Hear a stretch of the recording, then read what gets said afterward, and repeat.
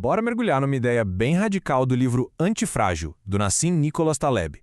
Uma ideia que meio que desafia tudo que a gente aprendeu sobre saúde e medicina. E se o grande segredo para uma vida mais longa e saudável não for adicionar coisas, e sim tirar? Se preparem, porque essa análise pode virar de cabeça para baixo o jeito que se enxerga o bem-estar.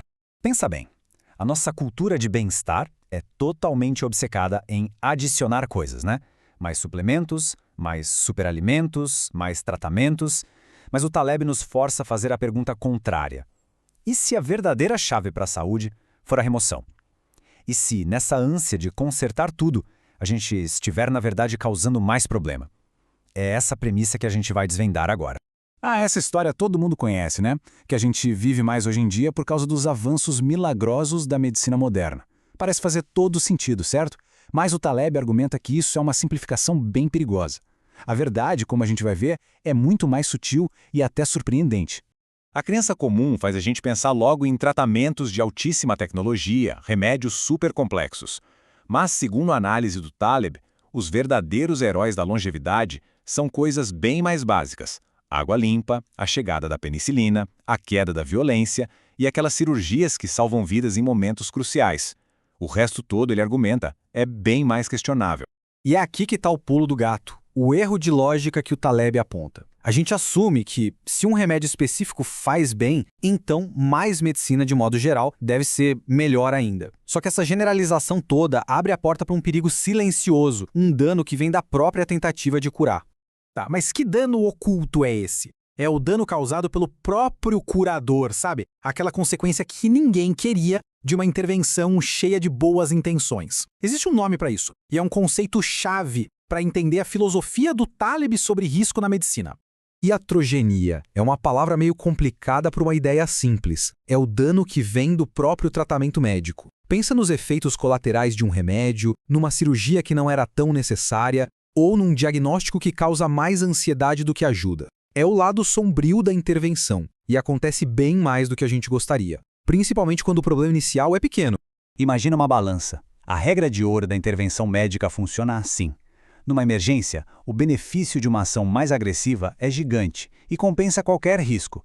Mas para um probleminha de saúde menor, a balança vira. O benefício é tão pequeno que o risco de um dano iatrogênico acaba pesando mais. Essa assimetria é o que o Taleb chama de convexidade. O rastreamento de câncer de mama é um exemplo perfeito disso. Um tumor pequeno é detectado e, de repente, uma cascata de tratamentos superagressivos é acionada.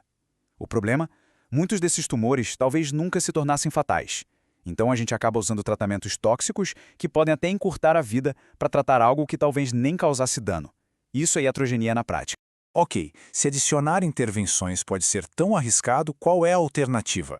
A resposta do Taleb vem de uma sabedoria muito antiga, uma abordagem poderosa e que vai contra o senso comum.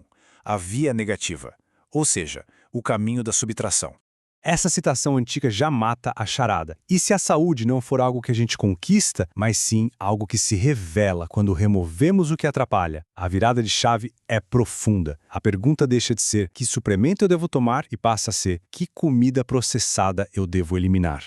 O processo da via negativa é até simples de entender, mas aplicar, aí é que está o desafio. O primeiro passo é identificar o que na nossa vida é artificial, uma invenção moderna que nos deixa mais frágeis. O segundo é a remoção sistemática dessas coisas. E o terceiro, que é o mais importante, é deixar a incrível capacidade de cura do nosso corpo, a sua antifragilidade natural, fazer o trabalho dela. E a lista do Taleb de coisas para a gente remover? Essa lista é para provocar mesmo. Jornais geram ansiedade, ar-condicionado não deixa o corpo se adaptar ao clima, suco de laranja é uma bomba de açúcar.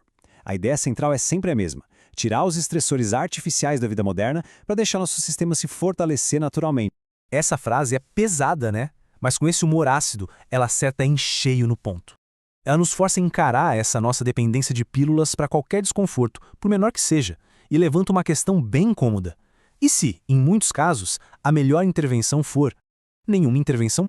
E essa nossa mania de adicionar coisas? Nossa, em nenhum lugar ela é mais clara do que na alimentação. Vamos aplicar agora o princípio da via negativa ao jeito que a gente come e ver como isso vira as dietas modernas de cabeça para baixo. A nutrição moderna prega o quê? Constância. 3 refeições por dia, todos os dias, tudo balanceado. Só que a nossa evolução não preparou a gente para isso. Nossos ancestrais viviam num ciclo de fartura e fome. A comida era irregular, imprevisível. E o nosso corpo não só está adaptado para essa aleatoriedade, ele precisa dela para prosperar.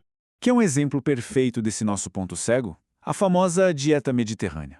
Os pesquisadores focaram no que o pessoal de Creta comia: azeite, peixe e vegetais.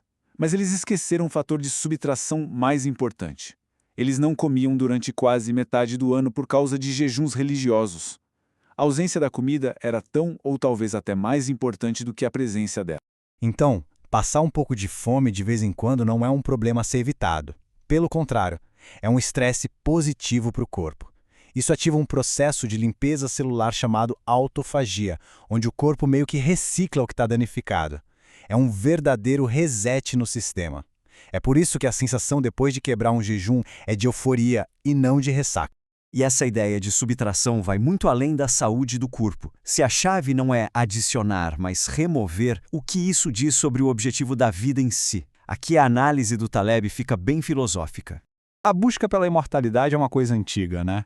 E Nietzsche resumiu isso de um jeito brilhante. A gente continua a existir não através do nosso corpo físico, mas através da informação que a gente passa para frente. Seja a informação genética nos nossos filhos ou a informação das nossas ideias, das nossas obras.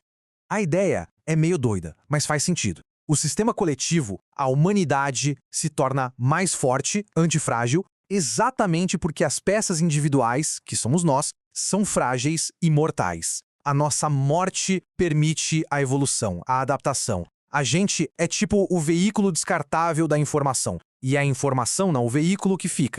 Essa perspectiva muda completamente o que a gente chama de riqueza. A verdadeira riqueza não é o que se acumula, mas o que se subtrai. É a ausência daquele estresse iatrogênico da vida moderna. A inveja, as reuniões que não acabam mais, a ansiedade constante.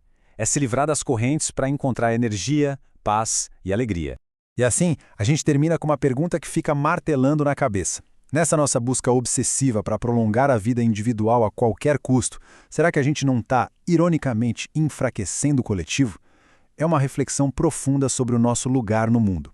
No final das contas, o que importa mais, a imortalidade da peça ou a antifragilidade do jogo?